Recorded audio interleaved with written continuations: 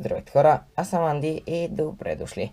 Днес ще ви покажа как да си направите кристал Малахит. Така изглежда този кристал след една година. За повече информация как се е получило, може да видите в клипчето по случай една година от създаването на този канал, което стана на 5 май тази година. И на 5 май 2016 година започнах с този канал. С клипчето как да си направим кристал. Сега правя абсолютно също клипче, само че искам да се получи по-хубаво. И да започнем с съставките. Първоначално ще ни трябва син камък. Най-обикновен син камък може да го намерите в аргарните аптеки. Понеже много от вас ме питат откъде може да си намерим син камък.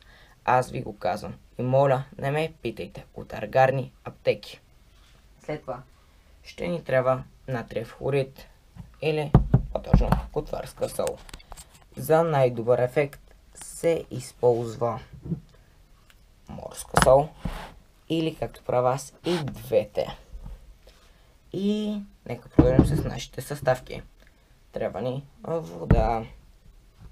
Аз използвам дестилирана вода, но вие може да използвате най-обикновена вода. След това ни трябва и нещо много важно. Съд за разбъркване. Аз използвам блюда Петри. И като за начало може да смесиме съставките.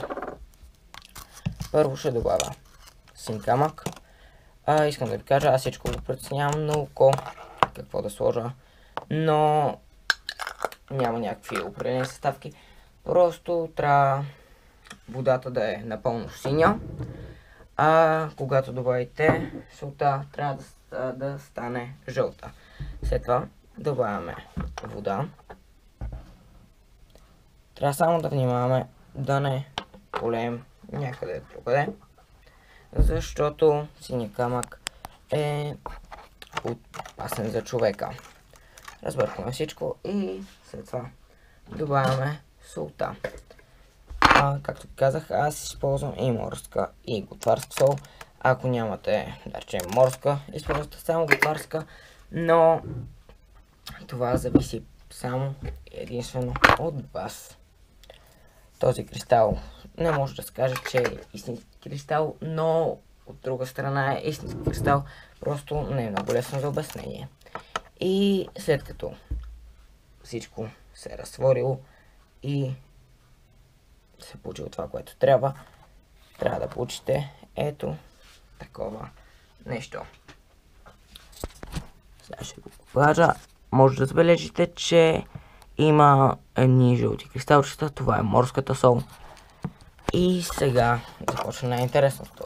Новите от вас сигурно се чудат как ще направиш кристал от това.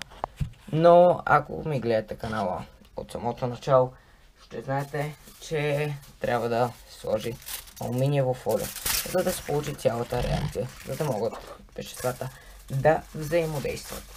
И всъщност сега идва най-интересната част от клипчето. Взимаме алуминиево фолио, аз го скъвам и го потапяме. Сега може да гледаме как простите вещества взаимодействат. Може да забележите, че алуминиевото фолио започва да се разгражда и се получава един газ.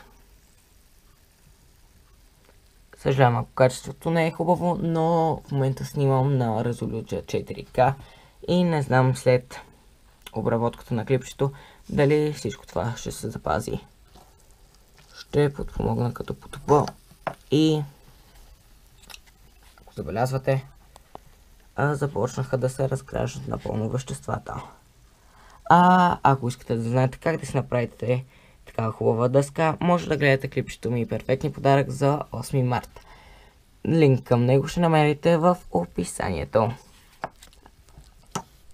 Надявам се това клипче да ви хареса. Ако ви хареса, може да го оцените с палец нагоре. Напишете някой хубав коментар какво клипче искате да видите от мен и аз при първа възможност ще го направя. Но ние имаме все пак и блюдо Петри. Затова и на нея ще сложим парче алуминиево фолио. Да видим как всичко ще стане. И веднага започна да се разгражда и това парче алуминиево фолио. Може да видите всичко как става. Ако искате, последете ме в Instagram под името andy.gao.youtube. Там ще получавате информация за всяко едно клипче, което идва. Дори в момента веднага ще приключа с снимането на това клипче. В Instagram ще посна снимка, че скоро ще бъде качено ново клипче. Затова наистина много полезно да ме последвате. И всъщност това беше края на това клипче. След около една година ще получите ето един такъв хубав кристал. И не знам какво ще се получи след още една година. Но понеже съм се погрижил за всичко, съжалявам, но понеже съм се погрижил за всичко и на вас сигурно ви е интересно какво ще стане в близките месеци, аз направих същия опит. Ето го, как се получило всичко. Това наистина изглежда много странно нещо, но се чудите къде са всички тези зелени неща. Спокойно, ето ги тях. Малките кристалчета вече са се образували. Тук има жълта утайка, докъдето е стигало алуминиевото фолио. И тук има вода, която вода се изпарила в епруветката от преди малко, която ви показах. Така изглеждат двете епруветки в сравнение една с друга. Както виждате, и тук е имало вода, но вече се изпарила. Определим неговото pH. Неговото pH е малко трудно за определяне и ми прилича нещо между 3 и 5. Отива към 5, може би да бъде 4. И вече сме към края на нашето клипче. Отново ви казвам, ако ви е харесало, дайте палец нагоре.